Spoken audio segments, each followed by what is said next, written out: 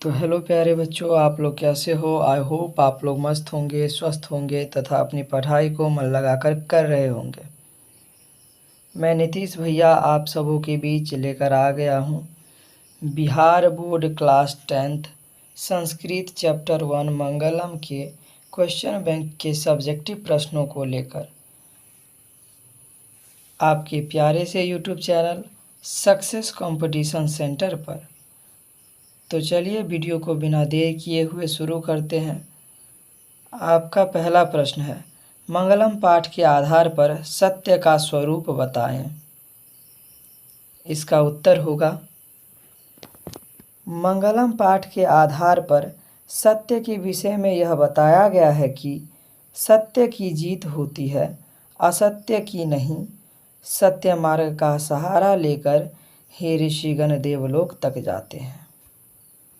दूसरा प्रश्न, महान लोग संसार रूपी सागर को कैसे पार करते हैं। तो इसका उत्तर होगा, जो महान लोग होते हैं वह अपने आप को अज्ञानी तथा सामने वाले को ज्ञानी बताते हैं और इस प्रकार वे मृत्यु को पार कर जाते हैं। इसके अलावा कोई और रास्ता नहीं है। तीसरा प्रश्न, नदी और विद्वान में क्या समानता है। तो इसका उत्तर हो जाएगा कि जिस प्रकार नदियाँ अपने नाम और रूप को छोड़कर समुद्र में मिल जाती है, ठीक उसी प्रकार विद्वान भी अपने नाम और रूप को छोड़कर परमात्मा में विलीन हो जाते हैं।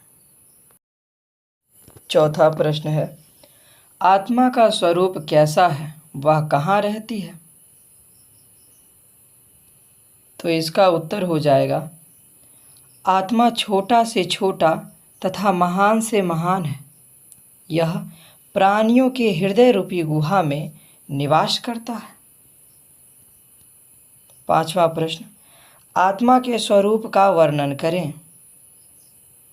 तो इसका उत्तर भी पहले के जैसा होगा कि आत्मा न जन्म लेती है और न मरती है। आत्मा छोटा से छोटा है तथा महान से महान है।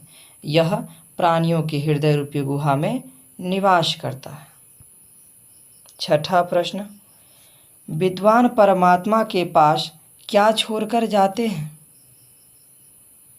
तो इसका उत्तर होगा, विद्वान परमात्मा के पास अपने नाम और स्वरूप को छोड़कर जाते हैं। अब आपका सातवां प्रश्न, विद्वान मृत्यु को कैसे पराजित करते हैं।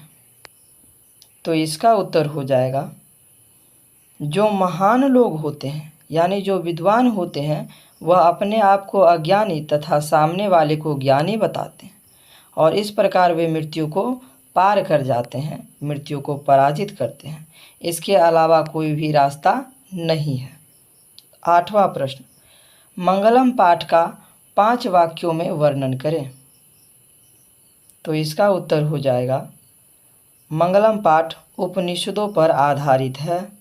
इसमें सत्य, आत्मा तथा परमात्मा के विषय में वर्णन किया गया है।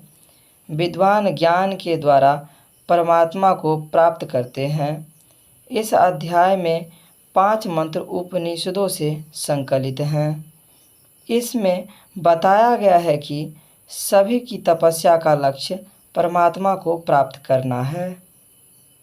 9वां प्रश्न, उपनिषद में किसका वर्णन है। इसका सही उत्तर हो जाएगा, उपनिषदों में ब्रह्मा, आत्मा, सत्य, ज्ञान, मोक्ष तथा परमात्मा की प्राप्ति के उपायों का वर्णन है। 10वां प्रश्न, नदियाँ समुद्र में कैसे मिलती है। तो इसका उत्तर हो जाएगा, नदियाँ अपने नाम और रूप को छोड़कर समुद्र में मिल जाती है। अगर आप चाहते हैं कि अध्याय 2 पाटलिपुत्र वैभवम का संपूर्ण अर्थ, उसका ऑब्जेक्टिव तथा सब्जेक्टिव प्रश्न आप तक सबसे पहले पहुँचे, तो शाम 6:30 बजे हमारे YouTube पर क्लास में जुड़ना न भूलें। यदि आपको यह वीडियो पसंद आया हो तो लाइक करें तथा हमारे चैनल को सब्सक्राइब करें।